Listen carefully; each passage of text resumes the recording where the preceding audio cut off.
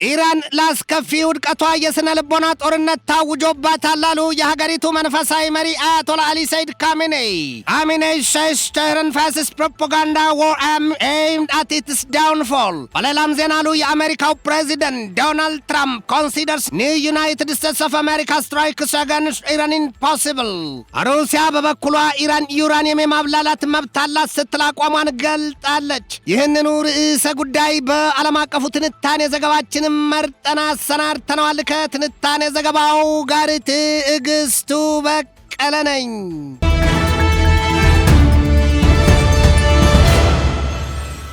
በምዕራባኑ ዘንድ በተለይም ደግሞ በአሜሪካና በእስራኤል ብትቀበርም የማትታመነው አለያማ መንዝራ ካሏት ብትቆርብም አምኗትን የሆነችዋ ኢራን የስነ ልቦና ጦርነት ታውጆብኛል ስትል በእኒያ በመንፈሳዊ መሪዋ አያቶላ አሊ ሰይድ ካሜኔይ አንደበት አስለፍፋለች። እኒያ በረዣዥም ነጭ አሪስ ተውበው ከህዝባቸው ፊት በአልቦርዝ ግዛት አራጅ ቁጥ ብለው በገነፈለ ወኔ ሲናገሩ የነበሩት የ86 ዓመቱ የኢራኑ መንፈሳዊ መሪ አያቶላ አሊ ሰይድ ካሜኔይ ይህንን ያሉት ጠላቶቻችን ሀገራችን በማታውቀውና በማትፈልገው ስሌት የመንግስት መዋቅርን ለመለወጥና ለመናድ አስልተው ባለፈው ሰኔ ወር የሞከሩት የአሜሪካና እስራኤል ሙከራ በዓለም ፊት ክፉኛ አሳፍሯቸውና አዋርዷቸው ቀርቷል ያሉት ካሜኔይ በንግግራቸው አጽንኦት የሰጡት ይህንን ነው። ያውም ኢራን በስነ ልቦናና በመንፈሳዊ ጦርነት ውስጥ ናት ሲሉ አስረግጠው ገልጠዋል። መንፈሳዊ መሪው አስከትለውም ይህችን ሀገርና ይህችን ምድር ኢራንን ማለታቸው ነው። በጫና በዛቻ ቢሉ በማዕቀብና በማስፈራሪያ ለመያዝ ፈጽሞ የማይቻል ነው። ጠላቶቻችን ባይሞክሩንና አርፈው ቢቀመጡ ይበጃቸዋል። ያለበለዚያ ግን ዳግም ወደ ጦርነት ገብተን እንተነኩሳለን ካሉ ፈረሱም ሜዳውም ይኸው ይውረዱ እንወርዳለን ሲሉ ጠንቅቀዋል። የኢራኑ መንፈሳዊ መሪ አያቶላ አሊ ሰይድ ካሜኔይ የአሁኑ መግለጫ ደግሞ በቀጥታ አሜሪካና እስራኤልን ያማከለ መሆኑን መነዛዝረው ያሳዩ ትልቆ መሳፍርት የላቸውም። እንግዲያማ ሁለቱ የኢራን ጠላቶች ባለፈው ሰኔ ወር በሶስቱ የኒውክሌር ማብላያ ጣቢያዎቻችን በኢስፋሃን፣ ናታንዝና በፎርዶው ላይ ጥቃት ፈጽመው ባልተሳካላቸው ከቶም እነርሱ አውርተው ባስወሩት የቀውስ ወሬ የአሜሪካው ፕሬዚደንት ዶናልድ ትራምፕ በአደባባይ ወጥተው ዊ አብሊትሬትድ ተህራንስ ካፓቢሊቲ ማለቱ አይዘነጋም ሲሉ ያሳይተዋል። ጉዳዩ እውነታውን ግን መተኮስና መግደል ለየቅል ነውና ባወሩበት አፋቸው አፈሩበት። የኛ የኒውክሌር ማብላያ ጣቢያዎች እነርሱ ባወሩት ልክና መልክ የደረሰባቸው ጥፋት የለም ሲሉ አንዴ ፈገግ ሌላ ጊዜ ደግሞ ኮስተር ቆጣ የሚል ፊታቸው ታይቶባቸዋል። ካሜኔይ ሰውየው ሲቆጡ ያ የሚያምረውና እየተንሸረገገው ጺማቸው እያንዳንዱ ጸጉር እንደ ሸረሪት ድር ለየብቻው ሲርገበገብ ይታያል ይሏቸዋል። በዚያ የአጥፊና ጨራሹ የኒውክሌር ጦር መሳሪያ መዘዝ በምዕራባኑ ዘንድ የምትጠለጠለዋ ኢራን ይብሱን የኒውክሌር ቦምብ ለመታጠቅ ተቃርባለች በሚል የወደፊቱ የውድቀቷ ጉድጓድ እየተቆፈረላት መሆኑ በብዙዎች ዘንድ ይነገራል።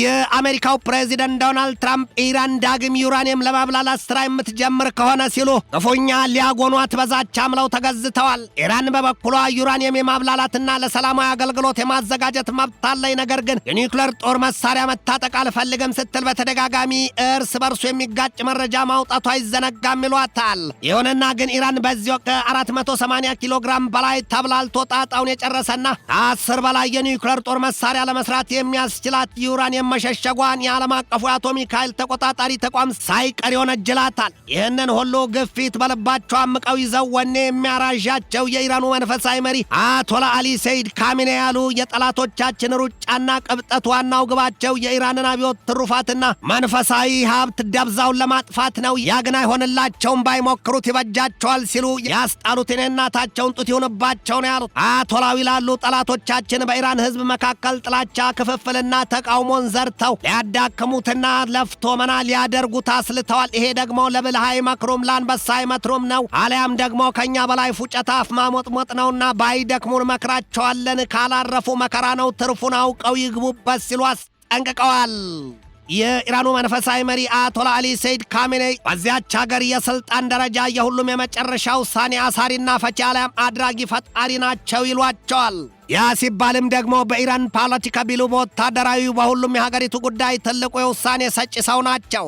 ከዚያም ያልፉና መንፈሳዊ መሪው አያቶላ አሊ ሰይድ ካሜኔይ በመላው ዓለም በሚገኙት የሺዓ ሙስሊም አራማጆች ዘንድ ታላቁን ኃላፊነት የያዙ ሰው ናቸው። ጉዳዩ ታዲያ ለምዕራባውያኑ ባላንጦቻቸው ሰማይ አይታረስም ንጉሥ አይከሰስን ሆኖባቸዋል ቢባልም ምዕራባውያኑ ግን ኢራንን በገዛ ህዝቦቿ የተቃውሞ ሹልዶማ አሊያም ደነዝ መጋዝ እያስገዘገዟት መሆኑን ገልጠው የሚያስነብቡት ለቁጥር ያታክታሉ። ወዲህም ኢራን በዘመናት ከገጠማት አስከፊው ድርቅ ወርዶባታልና ሀገሪቱ ከተጣለባት ማዕቀብም ጋር ተደማምሮ የሞተን ሰው ገድሎ ፎከራ ይሉትና ያደረጋት ሲሉ የነገር ሰንጣቂዎቹ ምዕራባኑን በነገር ሽሙጥ ለምጧቸዋል። ወዲያ ደግሞ ኢራን በጦር መሳሪያ ጥበቧ ለምዕራባኑ ባለ ሁለት ፊት ሰይፍን በጉሮሮ የመዋጥ ሆኖባቸዋል። የኢራን የተራቀቁ የሰው አልባ የጦር አውሮፕላኖች ወይም ድሮንስ እንደ ሻሂድ 136 እና ከሚካዝ ከዚያም ውጭ አጭርና የረዥም ርቀት ተምዘግዛጊዎቹ የባለስቲክ ሚሳይሎቿ በእስራኤል ምድርም ተሞክረው ታይተዋል። በሩሲያና ዩክሬን ጦርነትም የዩክሬንን አንጀታ አሳርረው አኮራምተውታል። ጉዳዩ በምዕራባኑ ዘንድ ሲያየገባ ሲሰማ ቅበረውን ሆኗልና ኢራን ከትራምፕና ከኔታንያሁ የቀጣይ ከባድ ጥቃት ቀመር ተሰልቶላታል ነው የሚባለው።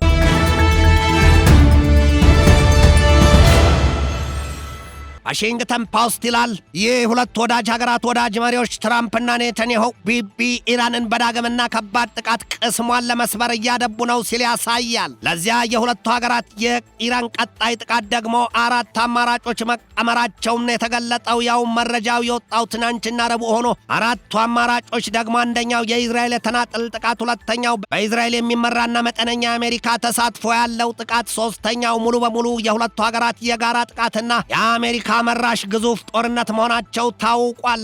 አሜሪካና እስራኤል ባቀዱት ልክና መልክ በኢራን ላይ ቀጣይ ጥቃት የሚሰነዝሩ ከሆነ ደግሞ ጉዳዩ አንድም አልጠግባይ ሲተፋ ያድራልን፣ ሁለትም የበላን ያብላለዋል፣ የለበሰን ይበርደዋልን መሆኑ ነው ሲሉ የነገር ሰንጣቂዎቹ የሽሙጥ ይገርፏቸው ይዘዋል። ይህ ሁለቱ ሀገራት ፖለቲከኞች በቀደመው የኢራን ጥቃታቸውም ቢሆን ኢራንን በድርድር ሂደት ያለች አስመስለው በማዘናጋት ነው ጉድ የሰሯት የሚል መረጃ በስፋት ሲራገብ እንደነበር አይዘነጋም። የእስራኤል ሹማምንት በኢራን የኒውክሌር ጦር መሳሪያ ጉዳይ በሐሳብ ተጨንቀዋል ይሏቸዋል። ምክንያታቸው ደግሞ ያቺ ከአይን እንደተቃጣ ጦር የሚፈሯት ሀገር ቀጠናዊ ባላንጣቸው ኢራን ያንን የኒውክሌር ጦር መሳሪያዋን ከታጠቀች እስራኤል እንደ እንቅልፍ ሸለብታ የመጥፋቷ ነገር በግልጥ ይታያታልና ነው ሲሉ የሚተቹት ለቁጥር ያታክታሉ። በተለይም ደግሞ የእስራኤሉ የደህንነት ተቋም ሞሳድ ዋና ዳይሬክተር ዴቪድ ባርኔ ይላሉ ኢስላማዊት ሪፐብሊክ ኢራን ሁሉንም ክልከላና ማዕቀብ፣ ዛቻና ማስጠንቀቂያ ሰባብራና ጥሳ ኒውክሌር ቦምብ ልትታጠቅ ትችላለች። ያንን ከያዘይ ደግሞ የእስራኤል ዕጣ ፈንታ ምን ሊሆን እንደሚችል መገመት አይቸግርም ነው ያሉት። ኢራን በተገቢው የዩራኒየም ማብላላቷና የኒውክሌር ጦር መሳሪያ መታጠቅ ህልሟ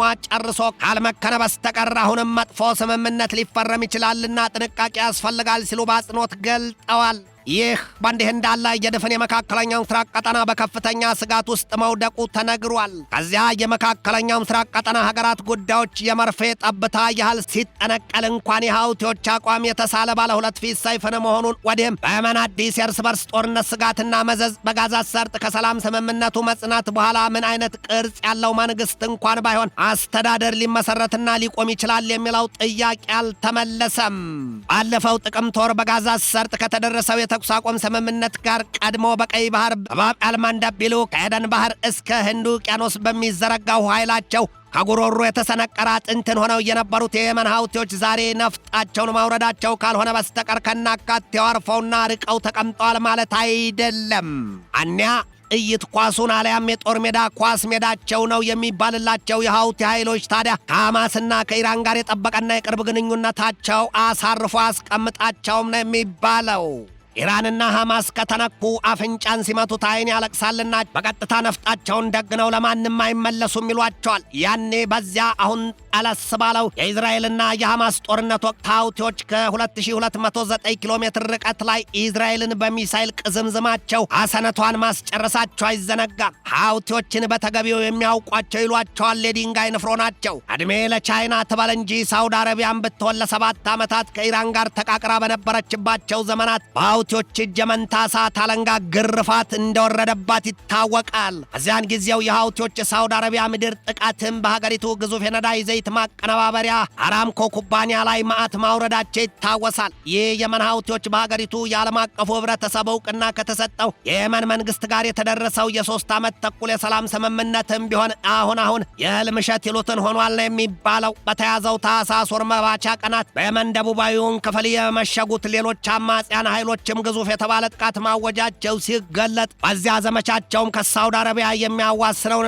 ግዙፍ መጠን ያለውን የነዳጅ ዘይት ማምረቻ ስፍራ የአድራማውትንና የማህራን አካባቢዎች ለመቆጣጠር በጥፍራቸው መቆማቸው ይነገራል። አሜሪካን ብትሆን የመንን ችላ ብላታለች ችሏታል።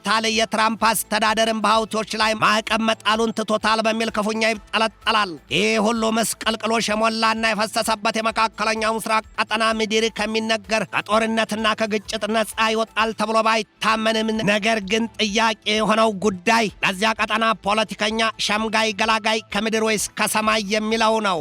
ትንታኔ ዘገባውን ስናዘጋጅ በዋቢነት ፎሬን አፌርስን፣ ቻሪቲ ወርልድን፣ ኢንዲፔንደንትን፣ ተህረን ታይምስን፣ ሚድል ኢስት ሞኒተርን፣ ታይምስ ኦፍ ኢዝራኤልን፣ ጄሩሳሌም ፖስትን፣ ኢራን ኢንተርናሽናልን፣ አሊበራዝና ዋሽንግተን ፖስትን ተጠቅመናል።